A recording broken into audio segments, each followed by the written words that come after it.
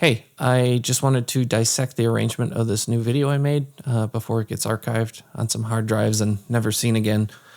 I feel like some denser recordings are kind of fascinating when you do this, and this one is quite dense. This is 340 tracks. I mean, some of these are different layers of the same part, and you can see they're obviously not all playing at once, but I just wanted to peer into it here and there to maybe find some interesting sections. I'm just going to kind of play this by ear and see what seems like a good idea or not as I'm doing it. So I'll start kind of at the beginning and work our way to the end. Here's some of the background pads at the beginning. Down here towards the bottom of the project file here, there's a handful of instruments that are these, it's like very expressive kind of, either just like pads or leads that have a whole bunch of different MIDI CCs attached to them that I can kind of bring in and swell up or down, that I'll put kind of throughout the piece to kind of handle transitions and these, dynamic movements in particularly important areas of it.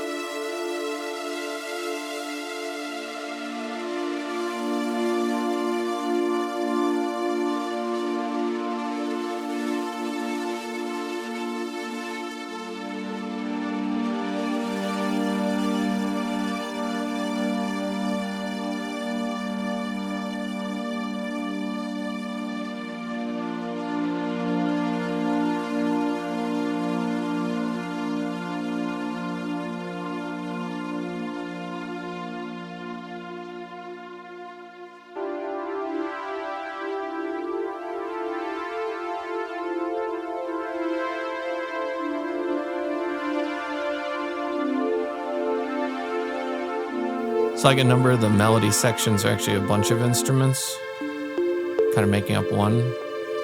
Here are the layers here, these different ones.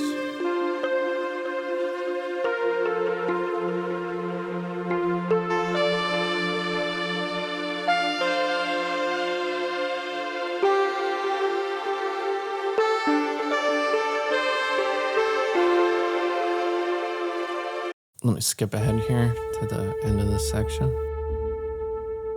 Throughout the whole piece, there's these bass ostinato sounds that a lot of them sound kind of like an upright bass. This is actually just a very kind of typical synthesizer with just a bunch of reverb. Let me show you what it actually sounds like.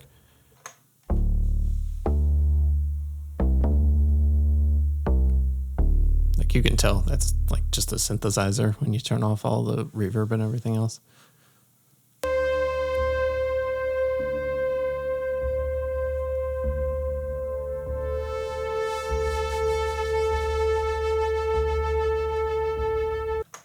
Let me skip ahead here just a little bit. So when I had finished the previous Great Indoors video, The Friendly Seas, I felt like the scope got away from me. It was supposed to originally just be this like very, very meditative, just these long chords and maybe just like one or two notes, here and there. And it turned into a, somewhat bigger thing. So for the next one, I was like, okay, I'm gonna do 2 minutes of D minor and then 1 minute of E flat major, and it's only going to be that form for the whole song. And even though it did make quite a departure from that, it's still, the song mostly is that form of the 2 D minor, 1 E flat major. I originally had some intention that this was going to be in D Phrygian, but because I'm an undisciplined hack, it sort of just gravitated towards D Aeolian. So that's what you have now, and it's just sort of a key change to E flat major, which is actually right here.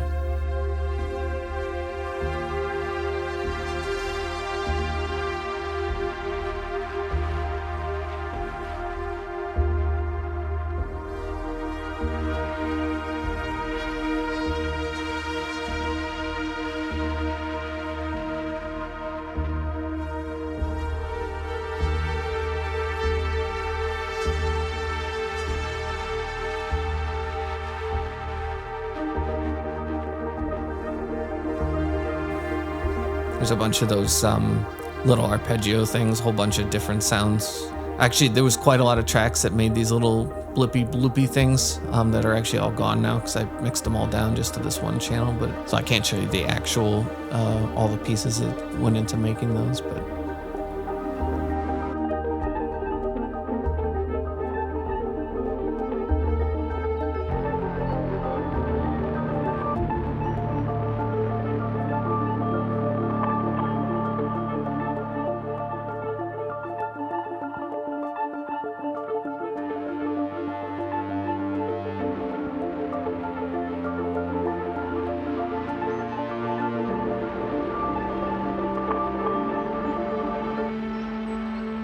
So here's those expressive synths I was talking about before.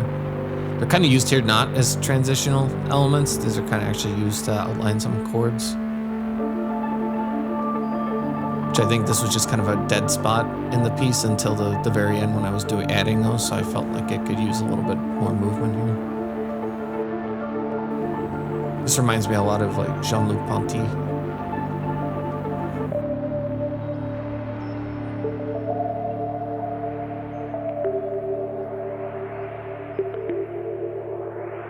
That bandpass sweep sounds a lot less stupid when this is with the entire arrangement.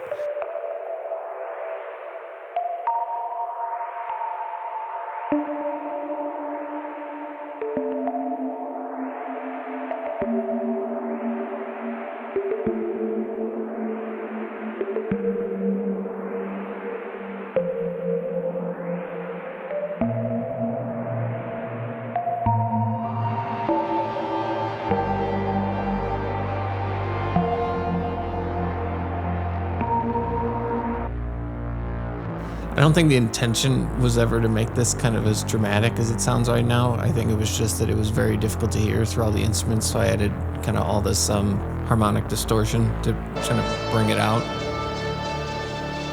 Okay, so this next section, got that kind of drone going through there. Let me mute that. This next section was maybe 40%-ish of the work on this piece was just this one instrument here. And these ended up kind of sounding a bit like a brass section, like a French horn thing, but that was not I was kind of actually trying for a while to avoid it turning into that. It just ended up being a nice balance. Let me isolate just those. And it ended up being this kind of nice balance in the mix where it matched that timbre in order to fit. I'll show you in a second what this actually sounds like when it's not kind of mixed to be very, very subtle.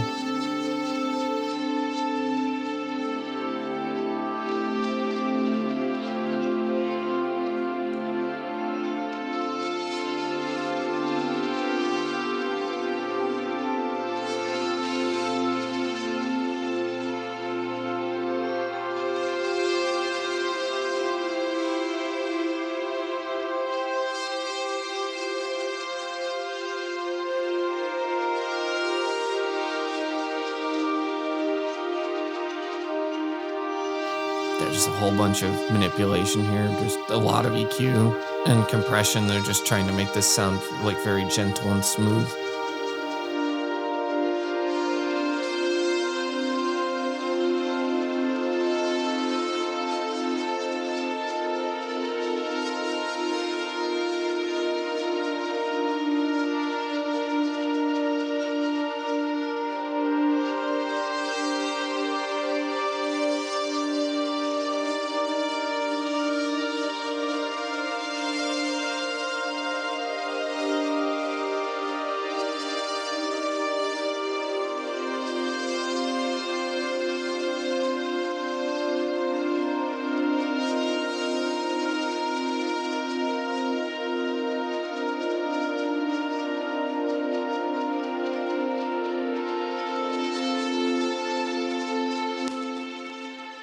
So let me drag some of these out here to show you. So this is like 11 takes of this actually.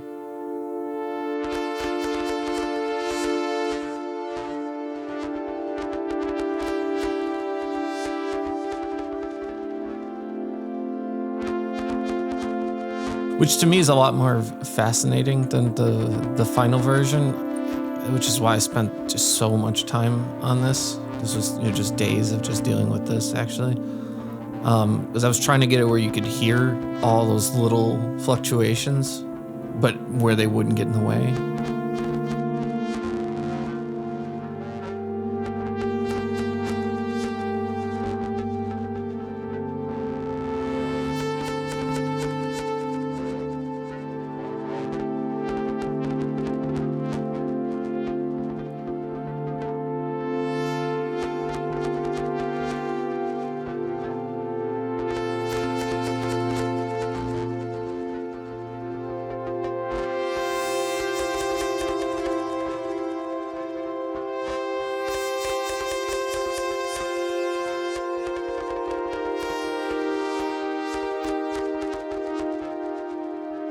Let me bring in a second one here so you can kind of hear how they're layered.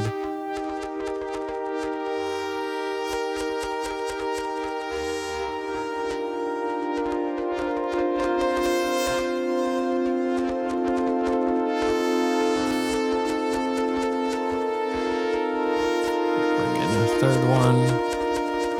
And these all have like a very different character to them. Some are kind of warmer, some are a lot more explosive with those fluctuations. This one here is like a very resonant take on it.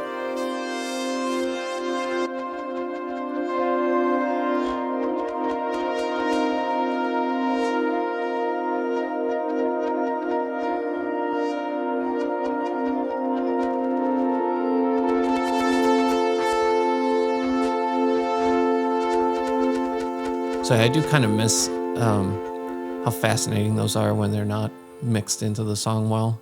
It just didn't really serve the tone. Speaking of trying not to make things sound like French horns, this wasn't originally supposed to be this big, kind of brass melody. This is actually, if you take off the reverb and the effects, a lot more like a weird synthesizer sound. Let me show you.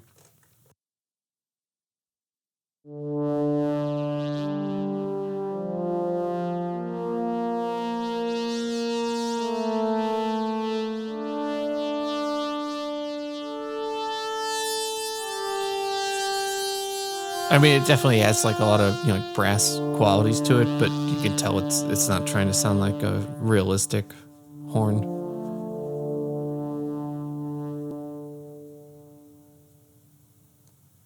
But then if we put the reverb and stuff back on it here.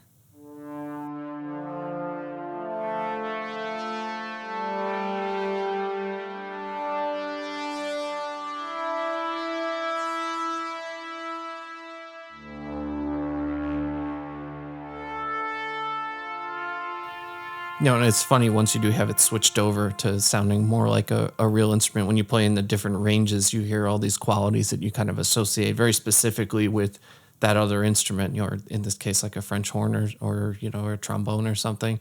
But you realize that like those different qualities in different ranges are all just part of the same sound once you're actually using a synthesized version of it. So this pad that's underneath the horn solo thing was actually the first thing I started with on this piece when I was just trying to do the D minor, E flat major progression. And at some point I was just improvising, trying to find creative ways to do that. And I ended up like very late at night doing this kind of long chord progression here. When I listened to it the next day, that was kind of like what broke the scope on this, that turned it into a bigger thing because I really wanted to use it as is. And this was pretty much just the actual recording of me fooling around right here.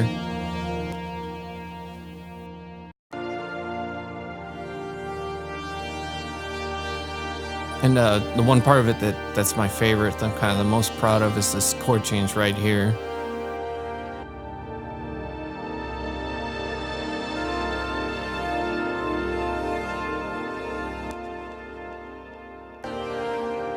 So like on paper, this kind of looks like it's like a C minor 13 chord with the D with the 9 omitted. That's doing this like very weak supertonic to tonic cadence.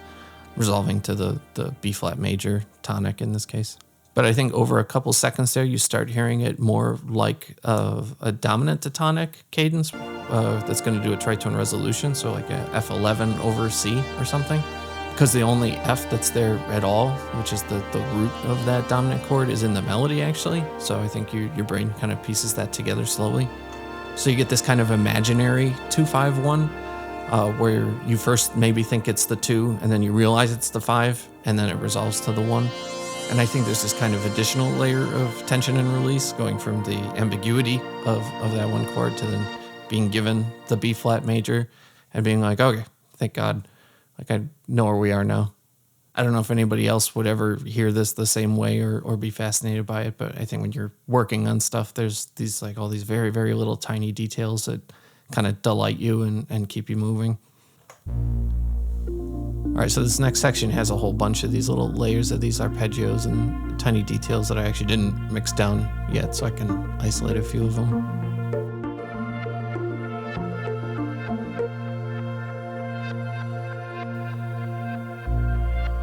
I don't think there's anything down here. No.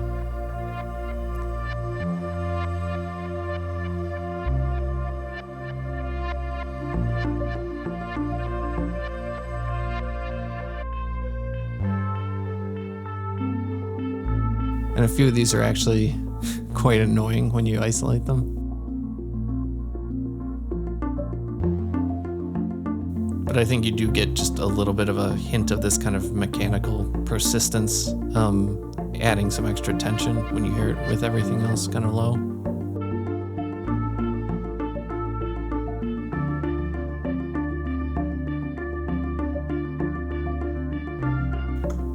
So this next section that's coming up here is features this like very delightful synthesizer sound that I stumbled onto that is like kind of a cross between like a flugelhorn and like a clarinet and an oboe, and it's just actual synthesizer. There's no samples or anything, but I was so delighted by this. I just had to feature it all over.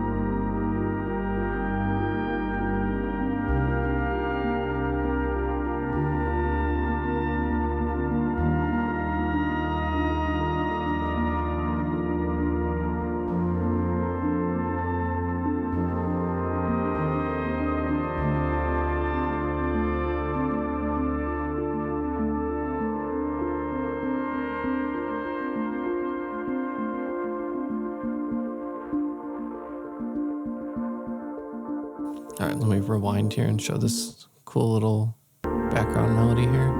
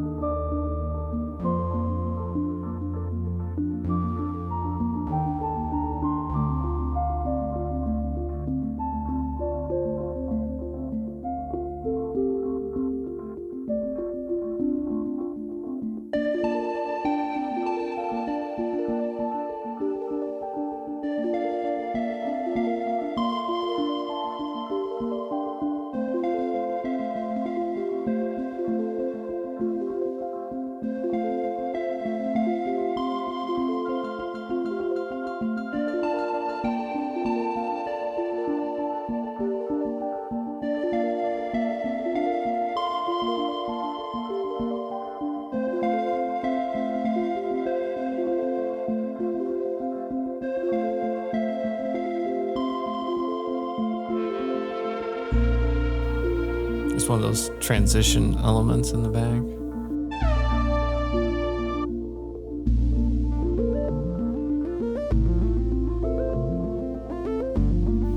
I think one of the secrets of getting to fit kind of out of tune stuff in, if you really want that tension, is to just have it on like a very slow LFO that's pulling the pitch just up and down, either below the center or above it, so that you can't identify that it's if only they would raise it or lower it. It's kind of constantly either too high or too low.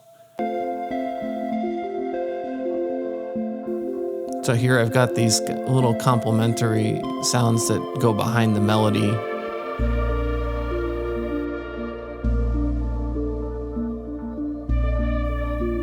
That just double, like one or two notes of the melody.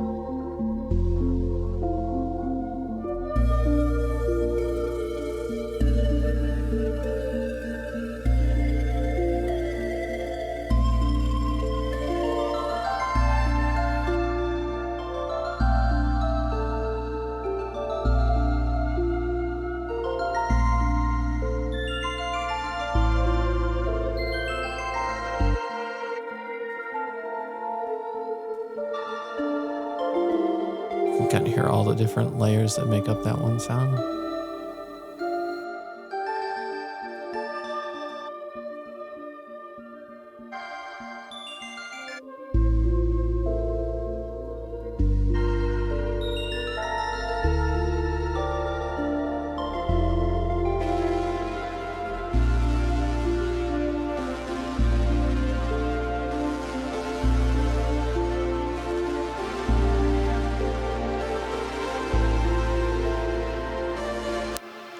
Let me isolate this really cool kind of sliding pad that's under all this.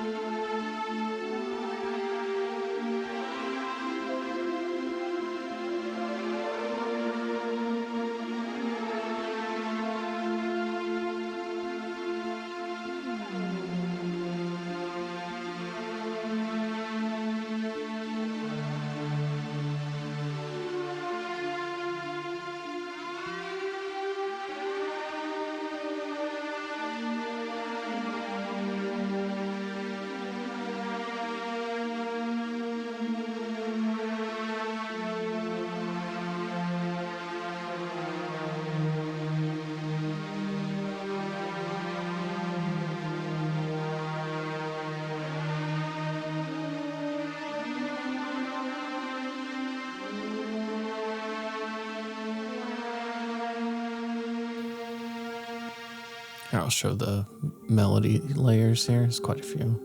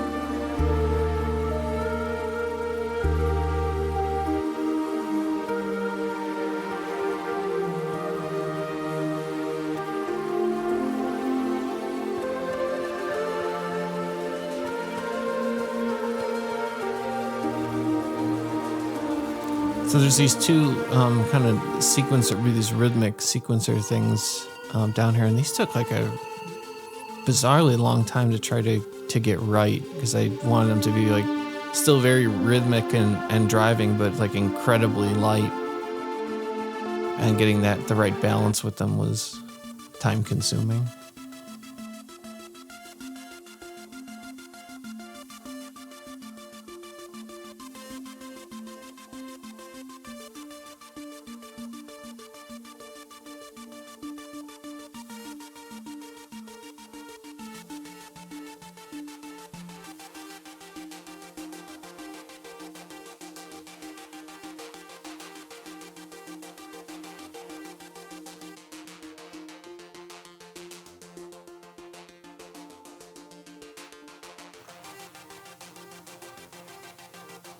Skip out here a little.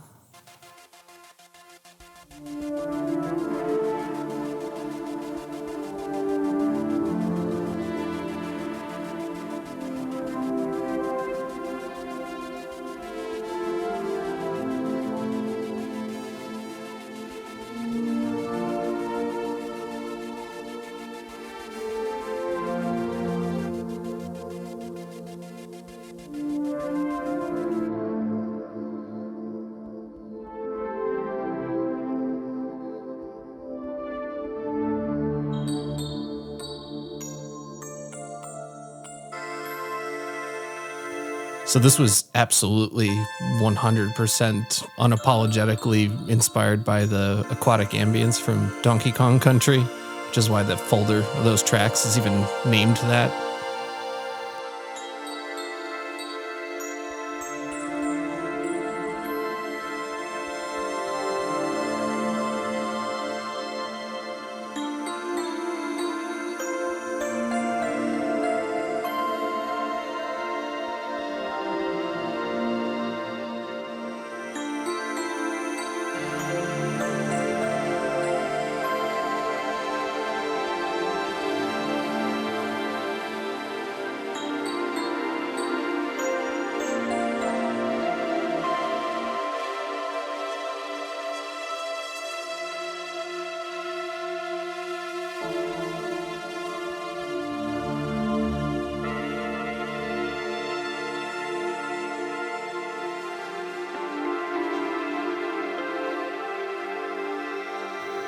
Where's that other little melody? Here it is.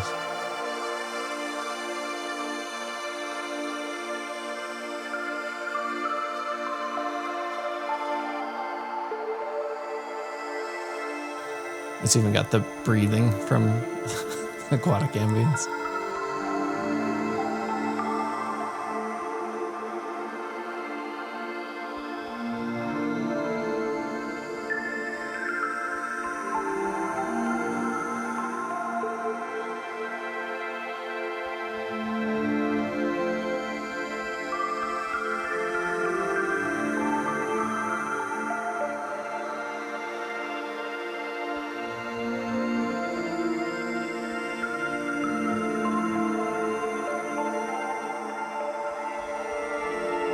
All right, let me skip ahead a tiny bit here.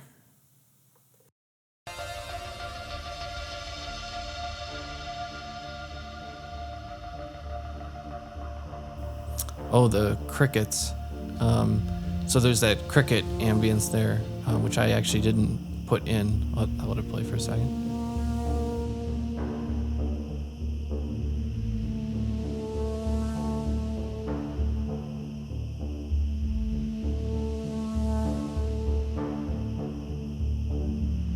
So I was just listening to this one day when I was working on it and noticed that there were those crickets there, and I had to actually go find what it was. So if we go back to this section.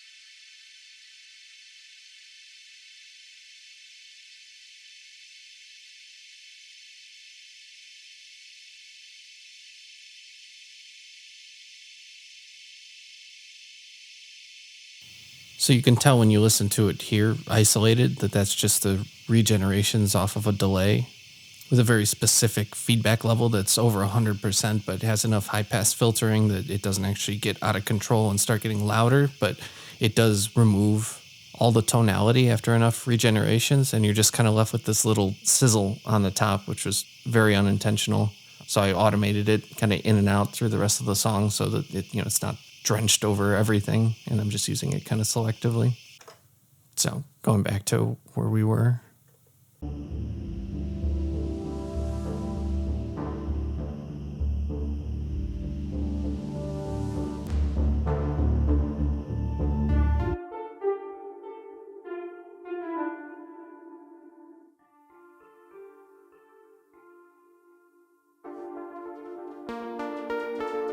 So I was trying to get like a 16th note delay on this section, and I could not get it to sound right, so I actually just recorded a totally different instrument that I used for the delay. And I just have the dry at 0.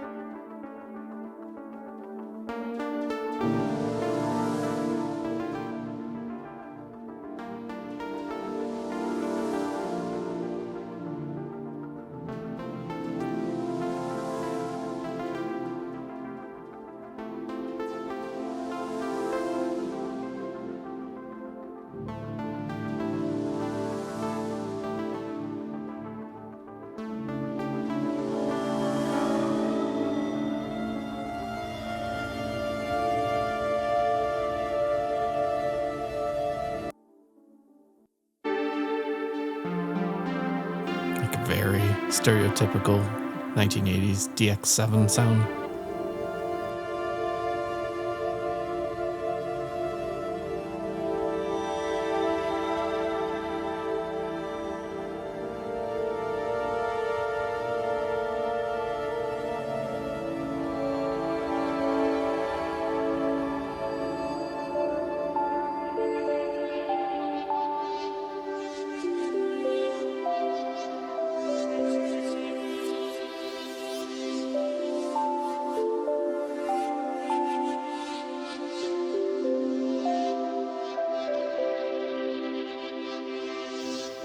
This has that sort of same quality, those fluctuations from that earlier section with all those layered brass sounding things.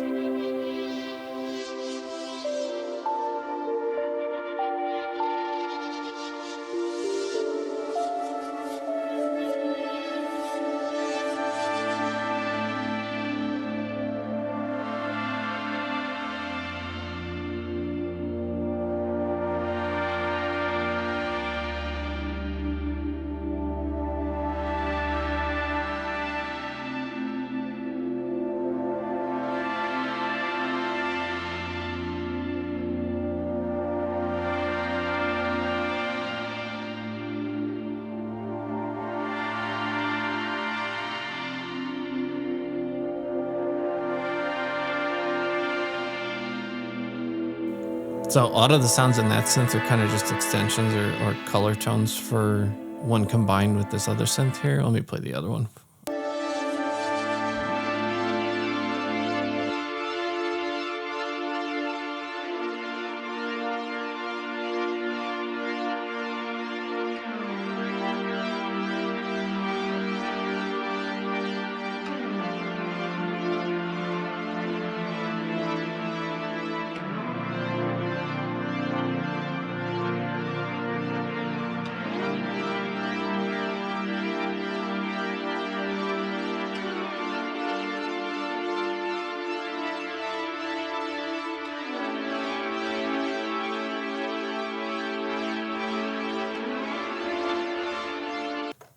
So here, I'll play both on top of each other and put the notes on top of each other too.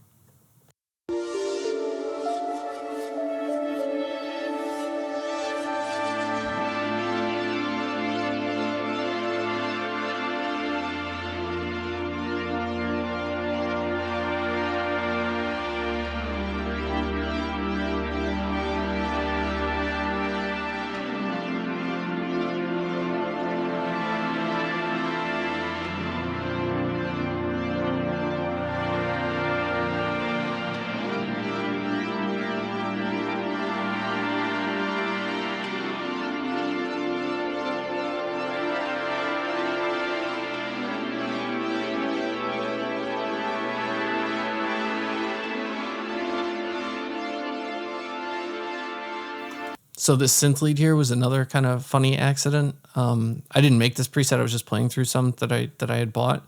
And I didn't realize that this one had the aftertouch mapped to pitch modulation. So when I was playing it through the first time and I hit a key really hard, it did that.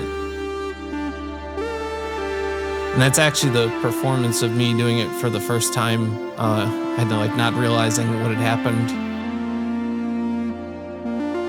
And then here it switched to like a later take where I was doing it intentionally.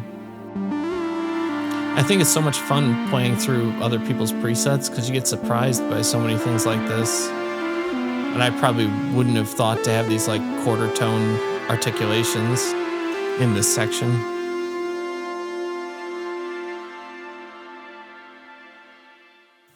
So moving on to the ending, this is basically just those two sections earlier, the one with all the layers of that fluctuating synthesizer I was talking about trying to get smooth, and then that horn solo section after that, just with like a ton other instruments on top to make this big arrangement. And here's that woodwind brass synth patch I love so much.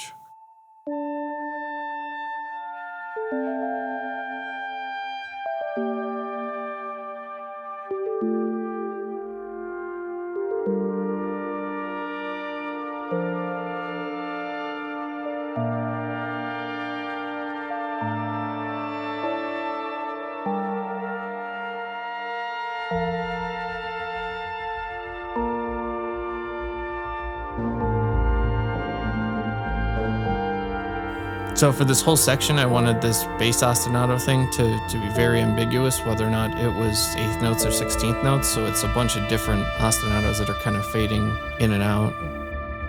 Some that are 16th and some that are 8th.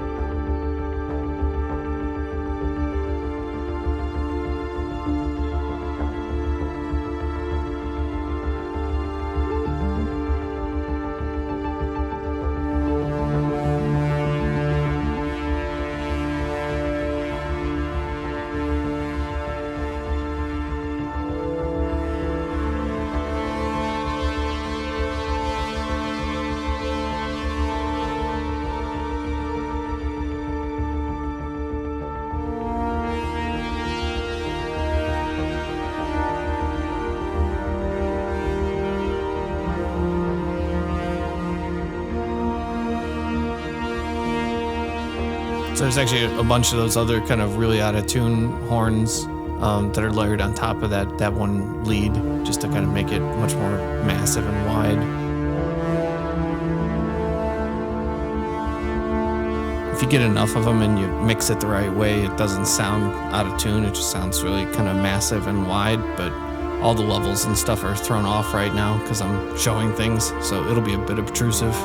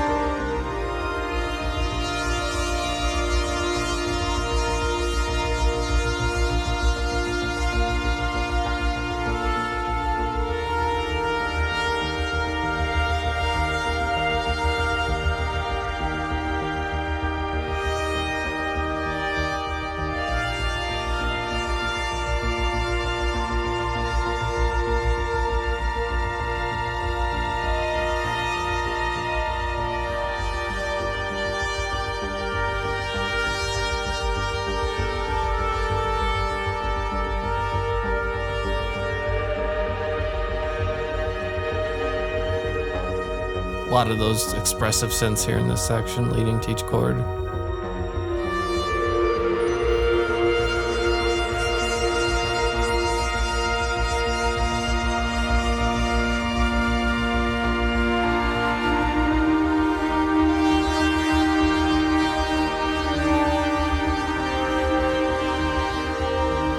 Here's that magic chord again.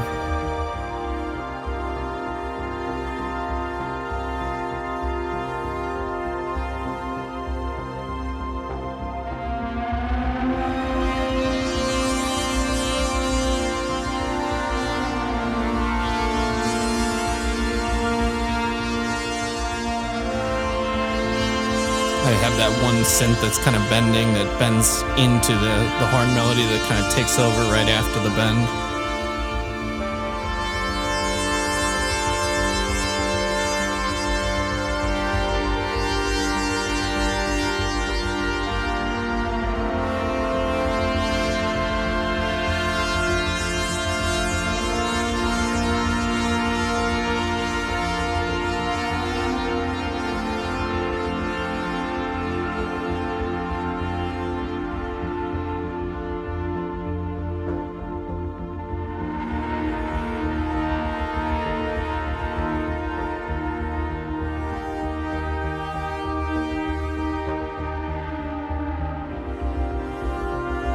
Obviously, those work better when they're really quiet.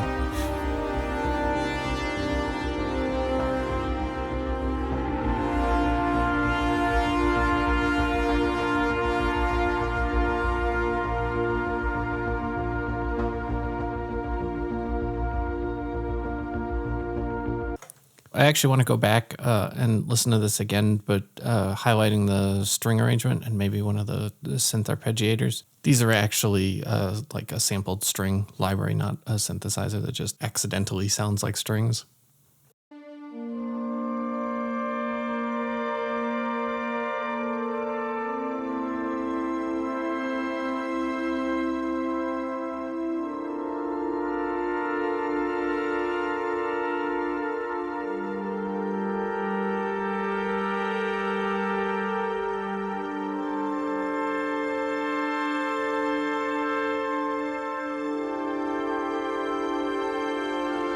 Pull that woodwind synth down a little bit.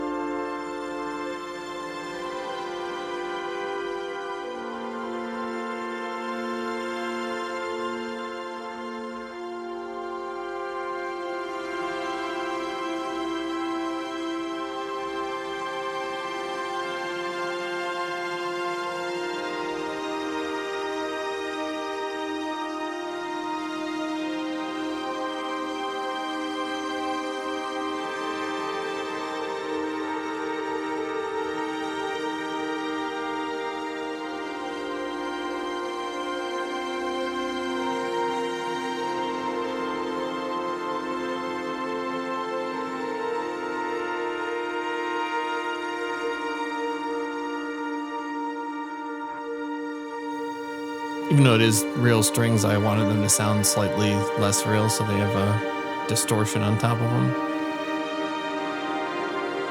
Which I'll add the synth arpeggio thing here too.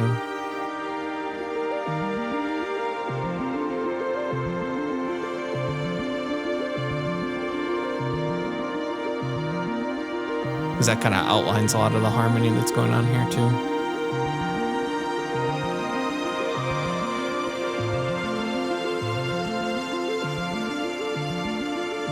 And has this cool polymetric thing that changes just to kind of mix things up a little bit, make them less stagnant.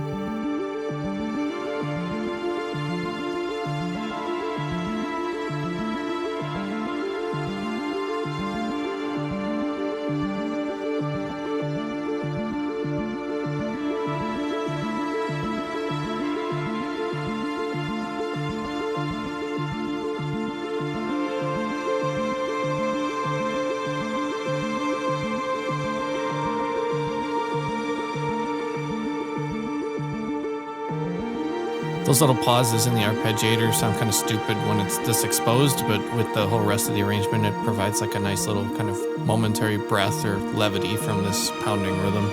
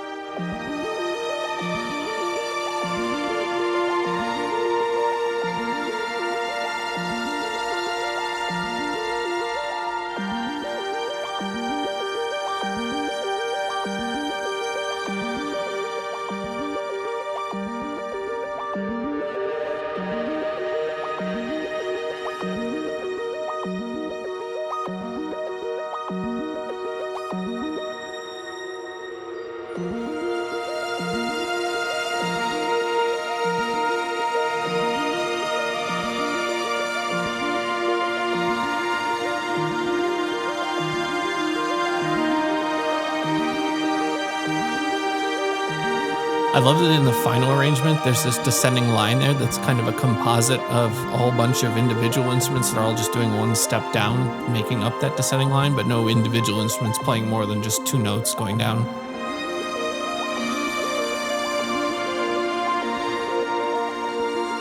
Which is absolutely not stolen from the orchestration of the fourth movement of Tchaikovsky's Pathetique.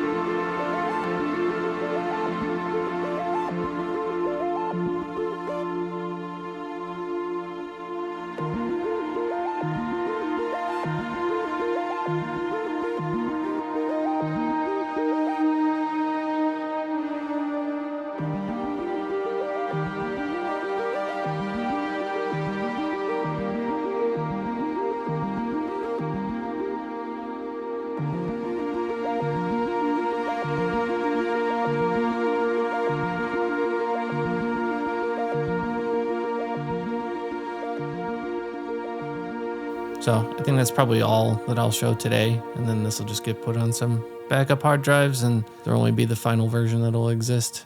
So I hope that was interesting.